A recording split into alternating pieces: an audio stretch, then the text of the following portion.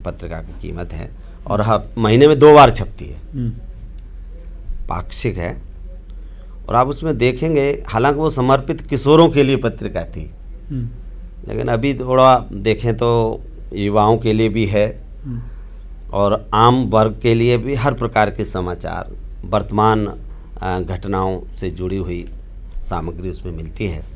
तो चाहे राजनीतिक हो, सामाजिक हो, सांस्कृतिक हो, बहुत अच्छी पत्रिका है। बच्चे भी पढ़ सकते हैं, युवा भी पढ़ सकते हैं, हर व्यक्ति पढ़ सकता है। मात्र 7 रुपए की पत्रिका है, सरल सरल, और सामग्री भी बड़ी प्रमाणित उसमें मिलती है। पाक्षिक पत्रिका है। ये तो हम एक छोटी बात की, यूँ तो पत्रिकाएं देश में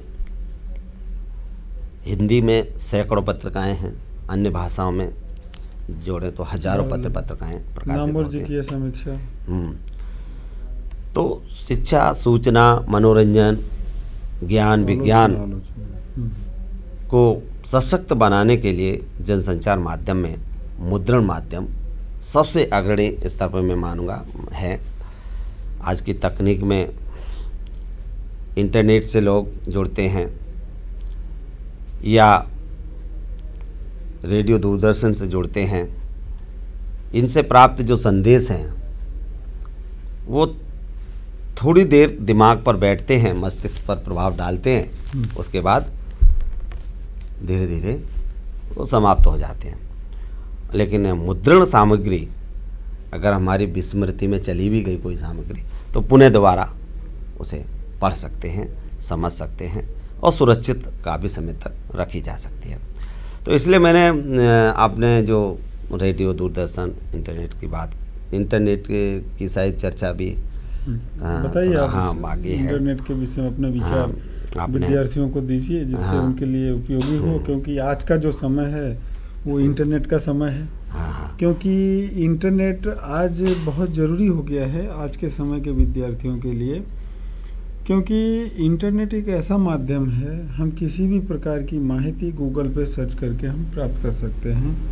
माना कि जैसे हमको कोई भी आवेदन पत्र करना है या कोई भी जानकारी प्राप्त करनी है, कोई रिजल्ट देखना है, तो ये सारे इंटरनेट पे प्राप्त होता है। तो आप इसके विषय में थोड़ा प्रकाश डालिए, इंटरनेट के विषय में विद्यार्थियों को किस प्रकार लाभ हो, जिससे वह अपने जीवन में उसका उपयोग कर सकें, गूगल में सर्च करके कैसे क्या जरा। इंटरनेट बहुत बढ़िया सशक्त माध्यम, पहले भी हमने कहा कि इसमें सभी मुद्रण भी है, दृश्य भी है, श्रव्य भी है और तीनों का संगम है। वो आजकल तो ये इंटरनेट की क्रांति इतनी हो गई है कि बड़े आराम से मोबाइल के माध्यम से इसकी सेवाएं ले सकते हैं और बहुत ही त्वरित सेवा है, बहुत तेज़ी से प्राप्त होने वाली सेवा है। पूरी दुनिया से हम सेकंड से भी कम समय में जुड़ करके बहुत सारी जानकारी प्राप्त कर सकते हैं। पहले टेलीप्रिंटर, जनसंचार के माध्यम के रूप में टेलीप्रिंटर होते थे। एक स्थान से दूसरे स्थान तक जो सूचनाएं या समाचार भेजे जाते थे, 1 मिनट में 80 शब्द प्रिंट होते थे। और आज देखें, ये हमारी इंटरनेट क्रांति ने इतनी तेज़ी लाई है कि मात्र 1 सेकंड में 70,000 शब्द हम भेज सकते हैं दूसरी जगह। 1 सेकंड में 70,000 शब्द भेजे जा सकते हैं ईमेल के माध्यम से या अन्य ये प्रक्रिया, ईमेल वगैरह जो नेट से जुड़ी हुई है, इंटरनेट से जुड़ी हुई है, तो बड़ी तीव्र जनसंचार की प्रक्रिया हो गई है तकनीक के आने से। भारत में इसकी हम जब बात करें, हालांकि दूरदर्शन का भी आनंद इंटरनेट से ले सकते हैं, रेडियो का भी आनंद ले सकते हैं, मुद्रण पुस्तकों का भी आनंद ले सकते हैं, दुनिया की किसी पुस्तकालय से जुड़ सकते हैं। और आजकल देखें समाचार की तरफ, तो बहुत से समाचार पत्र आपको इंटरनेट पर उपलब्ध हैं। हिंदी की वेबसाइट है, भाषा, हाँ, बहुत सारी वेबसाइट हैं।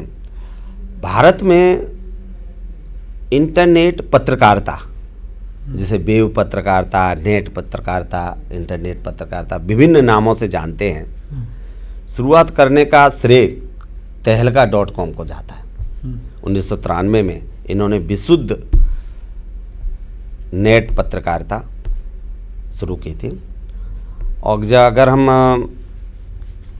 पूरे अगर ये थोड़े इतिहास की तरफ निगाह डालें तो अब तक 3 दौर आ चुके हैं इंटरनेट पत्रकारिता के। पहला दौर तो 1882 से 1982 से 1992 तक था, लेकिन ये प्रथम दौर में भारत में प्रारंभ नहीं हो पाया। भारत में जैसा कि मैंने बताया कि tehelka.com से विशुद्ध पत्रकारिता, इंटरनेट पत्रकारिता प्रारंभ हुई, तो भारत के लिए पहला दौर 1993 से माना जाता है 2002 तक, और दूसरा दौर 2003 से प्रारंभ हुआ है, जिसमें विशेष क्रांति आई है। भारत में अगर हिंदी पोर्टल शुरू करने की बात करें तो मध्य प्रदेश में इंदौर शहर से नई दुनिया समूह है, समाचार समूह है, उन्होंने ये काम शुरू किया वेब दुनिया के माध्यम से। नई दुनिया समाचार समूह का नाम है, और उन्होंने ये वेब दुनिया के माध्यम से अपना हिंदी पोर्टल शुरू किया भारत में। आज अनेक समाचार पत्र आपको इंटरनेट में मिलेंगे, और एक ऐसा भी समाचार आता है प्रवाह साक्षी नाम का। प्रवाह साक्षी नाम का समाचार पत्र मात्र इंटरनेट पर उपलब्ध है, वो मुद्रण में नहीं उपलब्ध है, वो कागज पर नहीं छपता है, केवल वेब पत्रकारिता के रूप में उपलब्ध है प्रवाह साक्षी। तो इस प्रकार से अनेक क्रांतियां समाचार पत्रों से जुड़ कर के इंटरनेट के माध्यम से आई हैं, और ये बड़ी अच्छी बात है। आज हमारे देश के करोड़ों व्यक्ति जिनके पास अगर कंप्यूटर नहीं है तो वो ये सुविधा अपने मोबाइल के माध्यम से भी प्राप्त कर रहे हैं, साइबर कैफे में भी हाँ, और सही बात है आपने कहा, साइबर कैफे के माध्यम से भी ये सुविधा प्राप्त कर सकते हैं। अपने ये विद्यार्थियों को संदेश देना है कि जो इंटरनेट है इसके द्वारा वो अपने अध्यापन में इसका किस प्रकार उपयोग कर सकते हैं। जैसे आपको ज्ञात है कि जैसे विद्यार्थियों को आज के समय में समय का अभाव, भारत की मान्य यूनिवर्सिटियों की सूची यूजीसी यूनिवर्सिटी ग्रांट कमीशन के द्वारा उसमें दी गई है। विद्यार्थियों को जो भी पाठ्यक्रम, जो भी पढ़ाई, जो भी कोर्सेस करना हो तो सबसे पहले उसमें सूची देख लें, और देखने के बाद में सही चयन करें, जानकारी प्राप्त करें। तो शिक्षा से किस प्रकार जोड़ा गया है इस विषय में, क्या आपके विचार क्या हैं? अभी पहले जनसंचार के अगर उसमें कार्यों की तरफ बात करें, हाँ, क्या संदेश जनसंचार के कार्यों की तरफ बात करें तो इसमें पहला तो जो कार्य सबसे बड़ा है कि सूचना देना, और दूसरा शिक्षा प्रदान करना और मनोरंजन प्रदान करना। ये 3 कार्य तो पहले से, या उद्देश्य कहें इन्हें, जनसंचार के उद्देश्यों में पहले ये थे कि सूचना, शिक्षा और मनोरंजन। अब जो शिक्षा वाली बात आती है, सूचना तो हमने चलिए कोई न्यूज़, कोई समाचार है या कोई जानकारी दे दी, लेकिन जब शिक्षा की बात आती है कि भाई जनसंचार शिक्षा कैसे देता है, तो जो आप बात कर रहे थे, तो शिक्षा का मात्र यहाँ पर केवल अध्ययन अध्यापन ही नहीं है, बल्कि देश दुनिया के हाल से जनता को, लोगों को जोड़ना और उस परिस्थिति के प्रति सजग करना, सजगता लाना। शिक्षा का मूल उद्देश्य सजगता लाना भी है। समाज में जो क्रियाएं, प्रक्रियाएं घटित हो रही हैं, परिस्थितियां आ रही हैं, जो मुद्दे हैं, समस्याएं हैं, उनके प्रति सजगता भी पैदा करना। तो ये आपने सही कहा है कि हम समय की अभाव है और विभिन्न समस्याओं से बचने के लिए इंटरनेट हमारा बहुत बढ़िया सजगता का एक माध्यम है। आप आज गूगल सर्च में जाइए, कोई भी अपनी जिज्ञासा उस पर लिखिए और समस्त जानकारी आपके सामने आ जाती है। चाहे मान्य विश्वविद्यालयों की बात हो, मान्य संस्थानों की बात हो, या कोई ऐसी जिज्ञासा जिसका जवाब आपको पुस्तक में अभी उपलब्ध नहीं हो पा रहा, किसी व्यक्ति से वो जानकारी प्राप्त नहीं हो पा रही, आप गूगल में जाइए, सर्च में वो डाल के तुरंत आपके सामने आएगी। देश दुनिया की हर जानकारी इंटरमीडिएट के माध्यम से उपलब्ध है। और विद्यार्थियों की बात है तो विद्यार्थी तो इससे बहुत बड़ा फ़ायदा उठा सकते हैं। प्रामाणिक जानकारी मिलती है, ये भी एक बात है, प्रामाणिकता भी है, बशर्ते इसका सकारात्मक प्रयोग किया जाए। इंटरनेट की जितनी सकारात्मक पक्ष है वहीं न कहीं नकारात्मक पक्ष भी है। तो विद्यार्थियों को, युवाओं को इसके सकारात्मक उपयोग का फ़ायदा लेना चाहिए और कम समय में अपने व्यक्तित्व विकास के लिए, व्यक्तित्व निर्माण के लिए इससे ज़्यादा अच्छा और कोई साधन नहीं बनता है।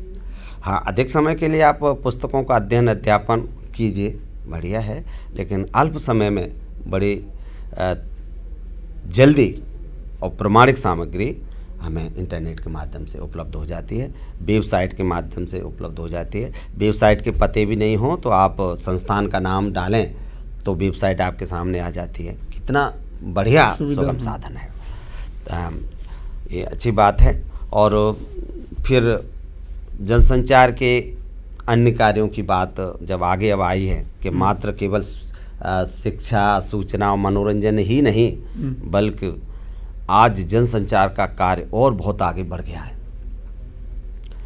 दूसरे शब्दों में कह सकते हैं कि लोकतंत्र का पहरेदार भी बन गया है जनसंचार माध्यम।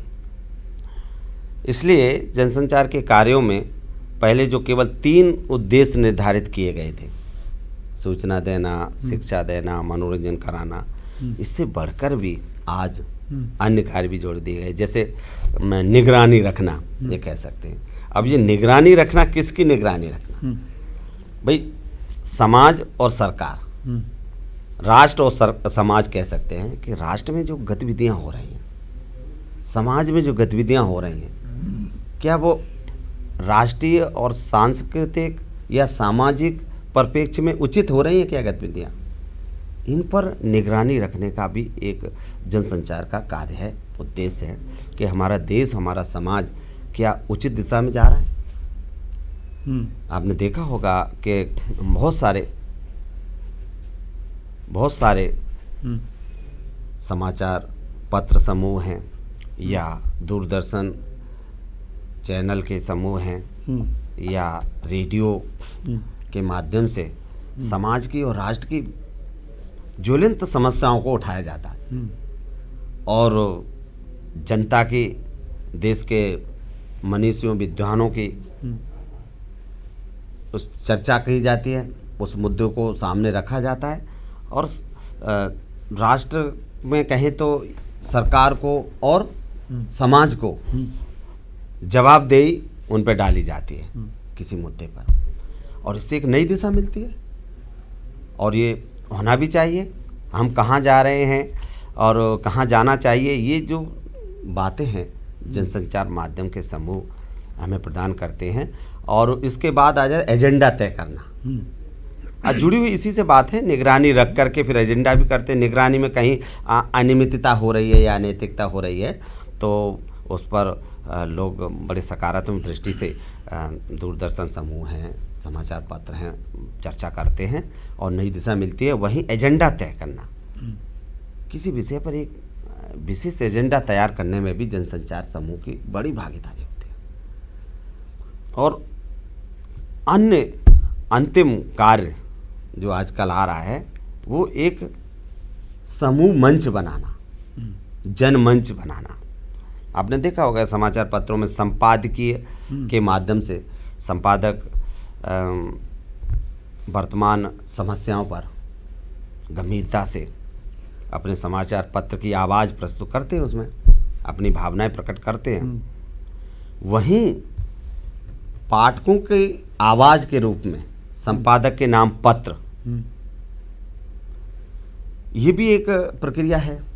इसमें कोई भी पाठक, विद्यार्थी हो, कोई कर्मचारी हो कोई भी किसी भी कार्य में जुड़ा हुआ व्यक्ति हो, अपनी बात संपादक के नाम पत्र के माध्यम से समाचार पत्र में प्रकाशित करवा सकता है। तो कहने का मतलब ये जनसंचार इस तरह से आप दूरदर्शन में भी देखेंगे, क्योंकि इसकी प्रतिक्रिया जो फीडबैक है, अन्य संचारों में क्या फीडबैक तुरंत मिलती है, लेकिन जनसंचार में फीड तुरंत नहीं मिलता है, थोड़ा समय लगता है। तो दूरदर्शन पर भी आपने देखा होगा कि दर्शकों की जो भावनाएं हैं, जो उनके विचार हैं, जो उनकी प्रतिक्रियाएं प्रसारित की जाती है। इसे एक मंच का कार्य करता है, जनमंच, समूह मंच।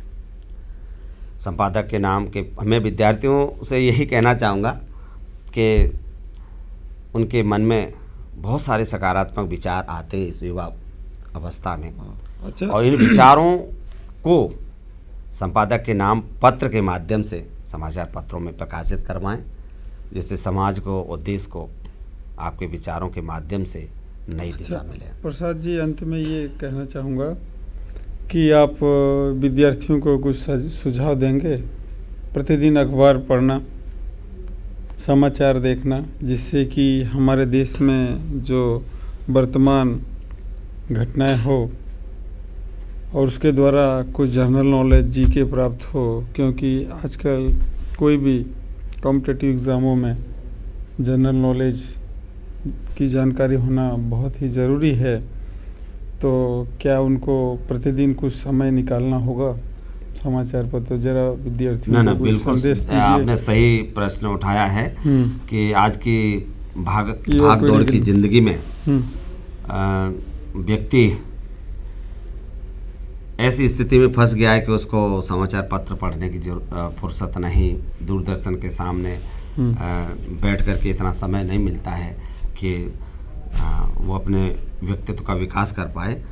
लेकिन हमें अपने व्यक्तित्व निर्माण के लिए, व्यक्तित्व विकास के लिए, या यूँ कहें कि मन और आत्मा के विकास के लिए, उसकी शांति के लिए, ये दुनिया से तो जुड़ना पड़ेगा। सही बात। और दुनिया से जुड़ने के लिए समाचार पत्र बहुत बढ़िया है, बहुत अच्छा है। और इसमें दूरदर्शन हमारा क्या व्यक्तित्व निर्माण में एक दूसरा पहलू ये करता है कि किस तरह से बात करें हम लोगों के सामने, कौन सी भाषा का प्रयोग करें। आप देखेंगे हिंदी के प्रचार प्रसार में ये दूरदर्शन और रेडियो संचार माध्यम ने बहुत महत्वपूर्ण भूमिका निभाई। देश को एक सूत्र में बांध के रख दिया। दक्षिण उत्तर, उत्तर दक्षिण, पूर्व पश्चिम का भेद मिट गया है।